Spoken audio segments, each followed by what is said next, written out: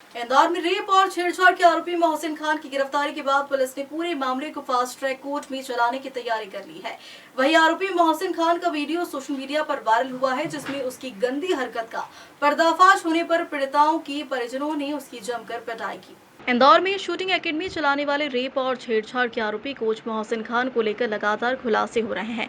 उसके मोबाइल से मिले अश्लील फोटो वीडियो की जांच जारी है। हालांकि मोहसिन का मोबाइल पुलिस से पहले ही पीड़िताओं के रिश्तेदार और हिंदूवादी संगठन के लोगों के हाथ लग गया था, जिसमें उन्होंने वीडियो देखकर उसकी पिटाई कर दी थी।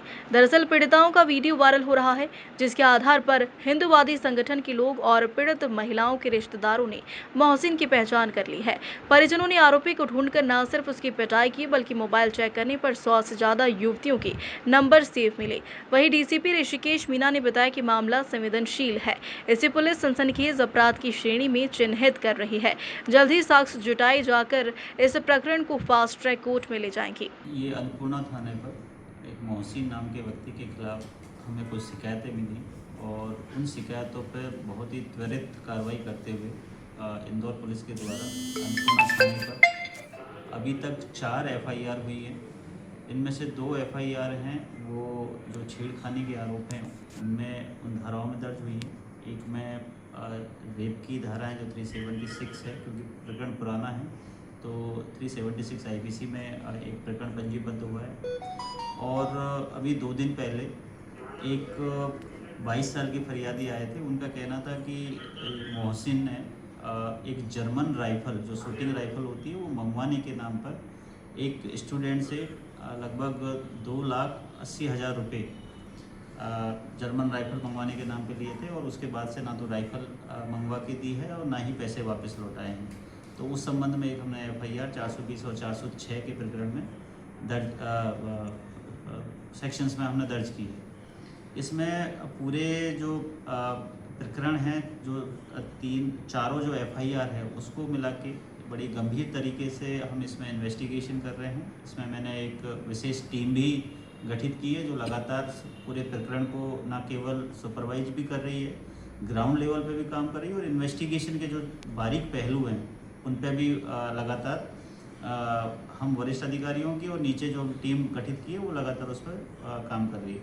आने वाले अभी आज माननीय कोर्ट के सामने हमने एक अर्जी दी है और चूँकि इसमें बहुत सारे ऐसे पहलू हैं कि आरोपी का रिमांड लेना बहुत ज़रूरी है और उसमें फर्दर इन्वेस्टिगेशन करना ज़रूरी है। तो आज माननीय न्यायालय के सामने हमने एप्लीकेशन लगाई है कि उसका लगभग 10 दिन का पीआर हम उसमें माननीय न्यायालय से मांग रहे हैं। अब जितने भी दिन का पीआर मिलेगा उस हिसाब से उसमें उसका डिटेल्ड इंट्रोगेशन किया जाएगा, इंट्रोगेशन रिपोर्ट बनाई जाएगी और जो भी तथ्य इसमें सामने आएंगे उस हिसाब से इसमें आगे की वैधानिक कार्रवाई सुनिश्चित की जाएगी और किसी भी पहलू को इसमें छोड़ा नहीं जाएगा। अगर किसी भी तरीके के कोई संगठित अपराध या किसी भी फाइनेंशियल लेन देन के और भी कुछ प्रकरण इसमें आते हैं तो उन सभी को समग्र रूप से एक विस्तृत विवेचना करके सारे पहलुओं को इसमें उजागर करके और इसमें जो अच्छी से अच्छी कार्रवाई हो सकती है, कठिन से कठिन, कठोर से कठोर कार्रवाई हो सकती है, वो इसमें हम बिल्कुल करेंगे।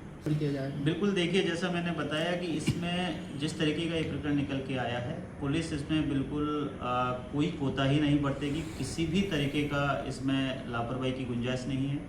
विशेष टीम गठित की गई है। लगातार नए नए जो हमारे सामने जो तथ्य आ रहे हैं उनको हम विवेचना में ले रहे हैं। सभी फरियादियों के और जो आई विटनेसेज हैं जो हमें मिले हैं उनके बयान, विस्तृत बयान लेख किए जा रहे हैं। उस हर बयान की हर एक बिंदु को, हर एक शब्द को ध्यान में रखते हुए विवेचना की जा रही है। जो सीसीटीवी फुटेज और जो डीवीआर मिली वो उसको हम एनालिसिस कर रहे हैं और उसको फॉरेंसिक साइंस लेबोरेटरी भेजेंगे।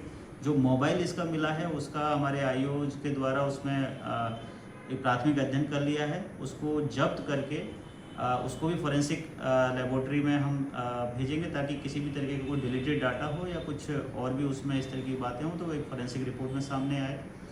और जो वीडियोस हमें मिले हैं एज ए एविडेंस फरियादियों की तरफ से, उसमें जो भी शख्स दिखाई दे रहा है उसका रोल, उसकी क्या भूमिका है और वो उसके खिलाफ क्या साक्ष्य हैं, उन सभी बिंदुओं को ध्यान में रखते हुए बिल्कुल इसमें एक बहुत ही माइन्यूट से माइन्यूट डिटेल पे इन्वेस्टिगेशन करके इसमें हम बड़ी ही कठोर से कठोर कार्रवाई करेंगे और उसी के लिए, क्योंकि अभी कई सारे प्रकरण हमारे सामने आ गए, कुछ पहलू ऐसे हैं जो आरोपी से हमें पूछताछ करना है।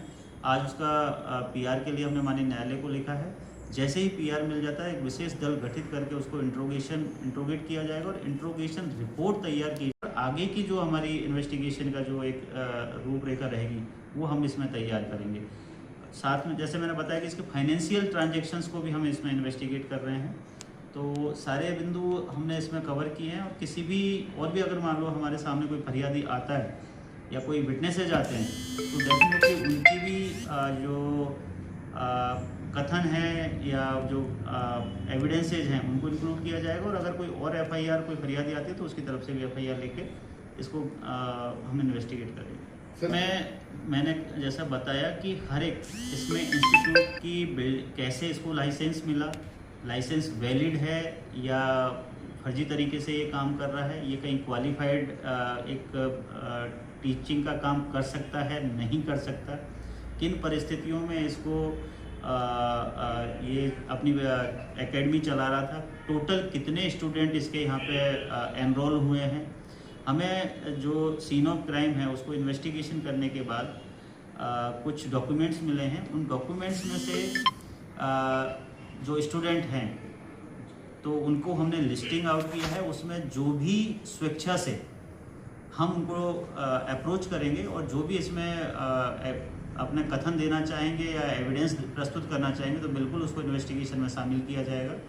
और बाकी के जो सारे, चाहे वो टेक्निकल पहलू हो, चाहे फाइनेंशियल पहलू हो, चाहे इनके लाइसेंस से संबंधित बात हो, चाहे इसके जुड़े हुए किसी अन्य व्यक्ति जो इसमें इस पूरे क्राइम में हो सकते हैं उससे संबंधित बात हो, सारे ही पहलुओं पर एक विस्तृत, गहन और साइंटिफिक एक इन्वेस्टिगेशन हम इसमें कर रहे हैं ताकि माननीय न्यायालय के सामने जब भी चालान पेश होगा तो इसमें अच्छा एक चार्जशीट पेश हो और इसमें बिल्कुल इसको कन्विक्शन तक हम लेके जाएंगे। सर, फांसी की जाएगी प्रदेश में कि इस तरह से? देखिए, बिल्कुल जिस तरीके की हम इन्वेस्टिगेशन कर रहे हैं उसमें हमारा ये रहेगा कि जिस तरीके के कृत्य इसमें सामने आए हैं उस हिसाब से इसको कठोर से कठोर इसमें मतलब सजा हो और हमारे जो चार्जशीट रहेगी उसमें हम बिल्कुल एविडेंस को बड़े ही अच्छी तरीके से पेश करेंगे ताकि माननीय न्यायालय में ये केस अब तक आरोपी मोहसिन खान पर 4 केस दर्ज हो चुके हैं। वहीं एकेडमी में आने वाली युवतियों के बयान भी लिए जा रहे हैं।